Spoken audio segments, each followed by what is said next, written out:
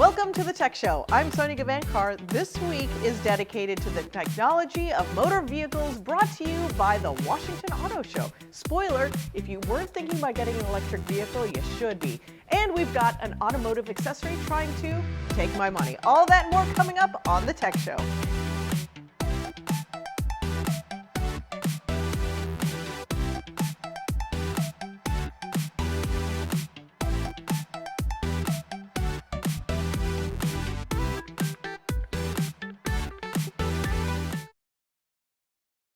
Now it's time for the latest. A startup is building the first road in the United States that will allow modified electric cars to charge as they drive. Electron Wireless, a company based out of Tel Aviv, Israel, is working with Ford and DTE to bring its wireless charging technology to Detroit next year. The company said it has already implemented its infrastructure into roadways in Sweden, Israel, and Italy. The electrified road will stretch about a mile long and will be located near Detroit's Michigan Central Terminal. The state of Michigan plans to contribute $1.9 million to the project, which Electron said will be fully functional by 2023. The roadway will charge electric vehicles, whether they're in motion or at a stop, through a process called inductive charging, which uses a magnet frequency to transfer power from metal coils that are buried under the road to a special receiver on the underside of the EV. While the road will operate normally for all gas cars and EVs that are not equipped with the receiver, installing the special receiver will cost about $1,000 to about $4,000 per car. A Vivint smart home system with smart locks, lights, cameras, and more is the smartest way to protect your home and family. But we're not the only ones saying it. U.S. News & World Report named us the top home security system of 2019. Fast Company said we're opening the door to the connected home of the future. TechCrunch even called the Vivint smart home experience magical. Protect your home with the #1 smart home service provider in the U.S., Vivint Smart Home. And right now, when you call 800-803-1337, we'll install your whole system for free. On this week's episode, we actually left the studio and we went to the Washington Auto Show and brought back a wish list. So if you don't know, I'm a huge fan of Corvettes from all the way back to my childhood. And so I was super excited to find out that the 2022 Stingray has all these new cool features, and I want to tell you about it.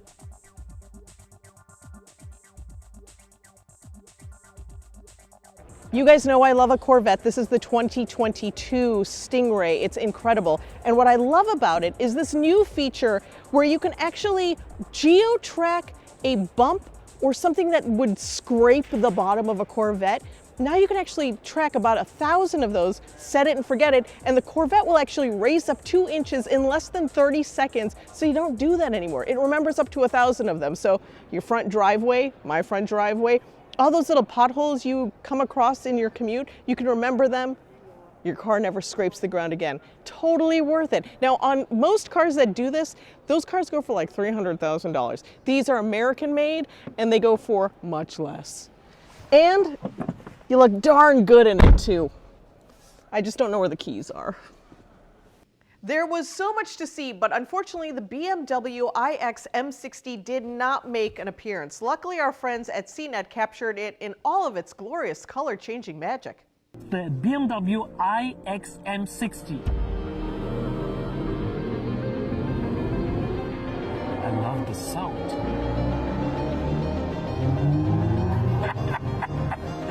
By the way, did you know the BMW iX M60 has the same performance like the BMW X5M, but with 0 emissions?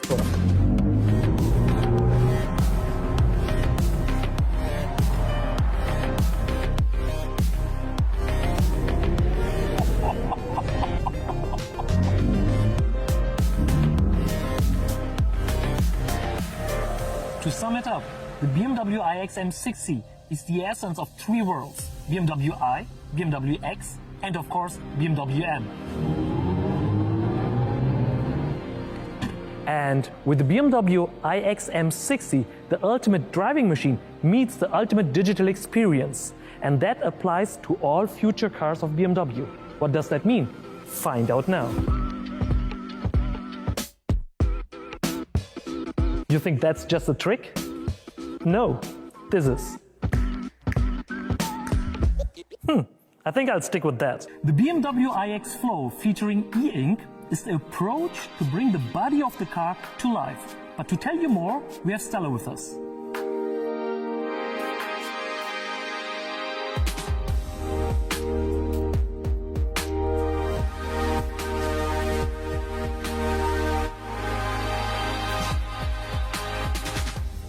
In the future, BMW customers may change the color of their car with the push of a button.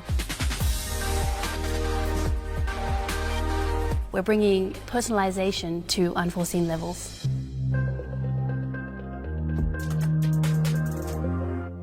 When we were developing this car, we worked many days and nights on this car, and I remember at the end of one work day, I left the car running, just pulsing. And I left it running all night as a robustness test. When I came back in the morning, 6 o'clock, I just looked at the car and it was like it's alive.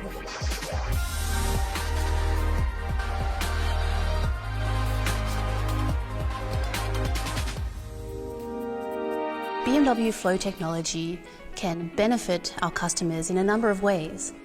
First is personalization. You choose the clothes you wear, you choose your social media status, and you can choose the color of your car. Second is information. For example, if your battery status is full, in the case of car sharing, if a car is free, if it's clean, if you've lost your car in a parking lot, we can make it flash so you can detect it in your peripheral vision. A third benefit is functional. By changing color, we can change sunlight reflection and thus change the thermal properties of the car. We can essentially change the color of the car to support our sustainability goals. With the BMW iX Flow, we're bringing the digital soul of BMW to the exterior. It's new, it's never been done, it's unexpected, it's magical.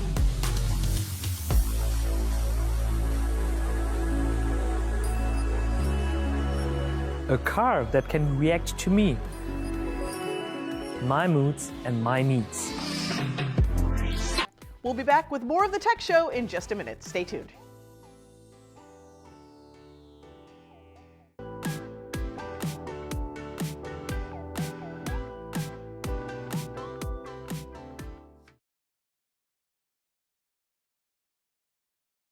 So are you looking at your neighbor's EV and wondering how it would feel not to fill a gas tank? Or do you have what's commonly known as range anxiety? We spoke to Matt Nelson of Electrify America to get some answers. Electrify America, you see it all around. It's how we're going to be powering our EVs. And I'm here with Matt Nelson of Electrify America to tell us more. I'm living in the past, Matt. I've got a gas car. I need to step up my game. What can I do to work with you guys to find the right fit for me? Oh, that's a great question. So this is a huge issue for basically all consumers, that they want to go electric, they drive in an electric car. It's super fun to drive, but where do they charge? Where do I do this? Yeah. And we exist to solve that problem. So with 14 different automakers here, we're at the Washington Auto Show. We've got Hyundai right over there. We've got Lucid right here. We've got Polestar. All of these different automakers, when you buy their car, it comes with free charging from us. And we provide the largest, fastest charging network in the United States. We're in 46 states today. We'll be in the entire contiguous US by the end of this year. And we provide what you need to charge when you're not at home. We feature ultra fast charging, which is it's in kilowatts if you're not an electrical engineer.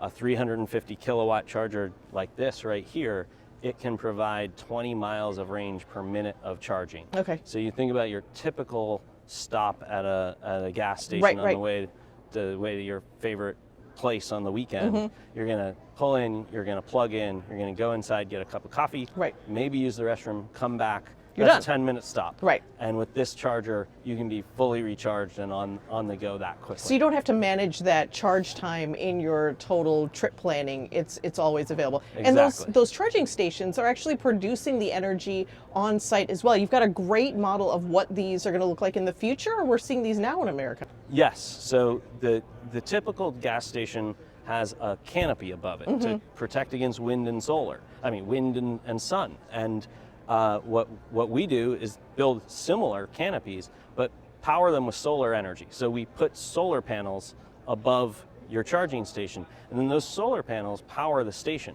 We also are connected to the grid, so when it's not sunny or it's nighttime, we can still power the stations. But the key is we're powering these stations with renewable energy, both on-site and off-site, and so it's always there, it's always available to the consumer. And you were talking about Tesla. They're using proprietary charging and cars. So, you know, you use a Tesla charging station. For the other cars that are making these, how do we know that it's gonna work when we show up to a charging station? We show up to your station, is it going to work? How do we know? Well, so there are 31 other brands of automakers in the US that all use the same, what we call a non-proprietary standard. So they use the same plug with the same shape and it plugs right in. But these are very sophisticated devices.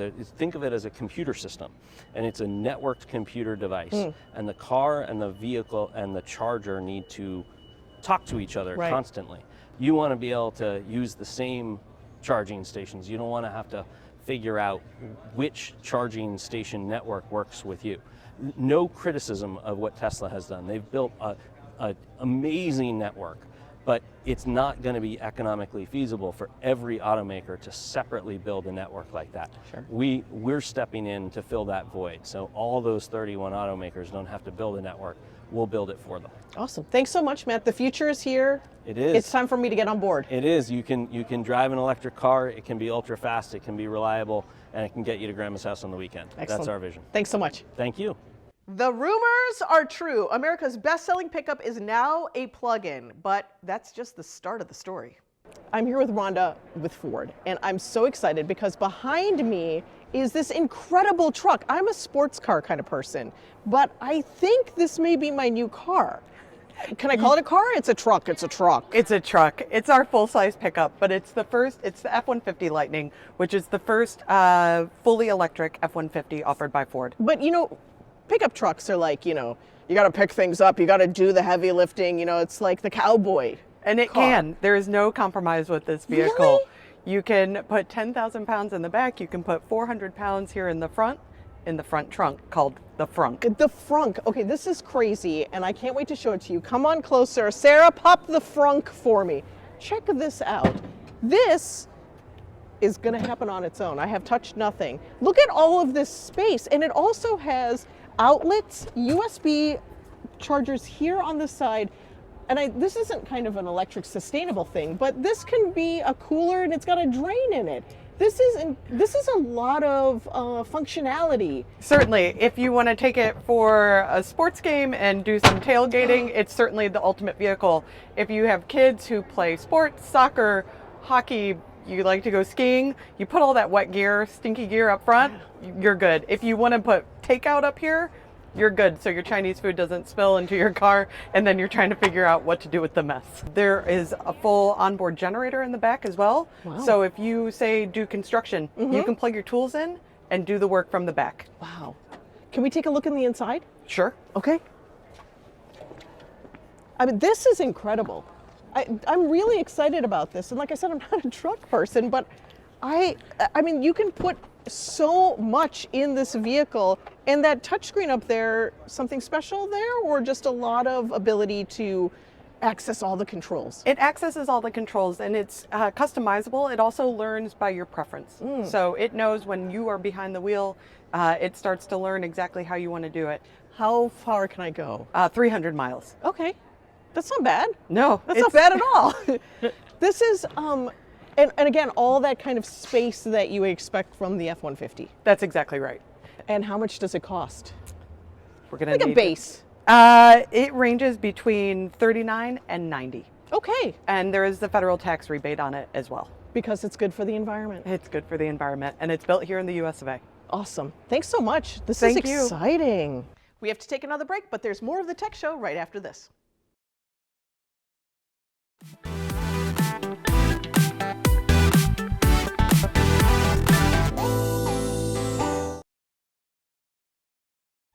Welcome back to the Tech Show. In addition to its new production models, Toyota showed off its conceptual lineup designed to keep us all moving. Check it out. I'm here with Bo Hoffman, product specialist with Toyota, who is going to tell us about this really interesting marriage of technology, mobility, and transportation. Yes. Tell me what we have right here. All right, so over the years, we have known to be a vehicle-specific company, a car company, if you will. So since it starts back in the late 30s all the way to now, it's been automobile-based. Now Toyota International, on an international level, is switching to a mobility-first company. Really? Mobility for all. Okay. Okay, so everything from an electronic vehicle that can be adapted or something you can purchase. So you notice this wheelchair right here. Right. It's a traditional wheelchair. However, Toyota is providing the same smart stop technology, or actually what's called TSS. Okay. Toyota Safety Sense with pedestrian detection. Okay. They'll apply it to the front of the wheelchair so that any mobility consumer would actually have the vehicle stop for them. Oh, wow. In perfect weather conditions. You have new machinery. As you might notice, this would be more of a get up and go kind of a mobility vehicle, and this is the one you would stand on. Okay, so you have standing, sitting, or attachment on this section right here. Wonderful. As we progress onward, we can go this way. As we progress on, we refer to something called e-pallets and micro-pallets. These are electrical, small platforms that are, in this case, have omnidirectional wheels and can present packages. They can deliver things. Present packages. So it's not Present just packages. delivery. It's not Instead of just delivery. They present them. Okay. Mobility first. So mobility for machinery that would be dropping you any goods or items or groceries that you might order, this would be associated with that. Collectively, between the e-pallets and the micro-pallets, they're generating something called the Toyota Woven City. That sounds incredible. The concept and the goal of Toyota is to be carbon neutral by the year 2050. Okay. Pallets, larger vehicles, smaller vehicles, things of this nature that are electric based will be associated with that movement. Now, this obviously doesn't have a driver. No. But are these all autonomous kind of vehicles? These will be autonomous, program based on a grid. On that grid, and so okay. the Woven City itself is that. So think of it, Right. closed campus, hospital, college campus, ethic or formula, but Right. associated with an actual city. Right. Where you would drive your vehicles underneath the ground, you'd park them in a parking garage, and then you would literally elevate above, and the entire Woven City is ramps and no physical steps. Right. So everyone from someone that wants to sit in something, to stand in something, to walk. You incorporate bicycles, and it's a carbon neutral city that eventually one day would remove their vehicles from existence and be 100% bubble, as you said. Now you said 2050 goals. That's correct. But we're seeing these things out in the wild right now. We are seeing them out in specifically enclosed campus areas in Japan. Okay. There are parts, we do what's called Toyota World Congress every couple of years, where they'll release all of them. The iRoad concept car. This vehicle behind me is called the Rhombus, for instance. Ooh, the Rhombus. And the Rhombus is a lot of design. You know, the idea of it being not necessarily coming to market looking like this, but there are potential ideas for an autonomous future. Right. Where you have more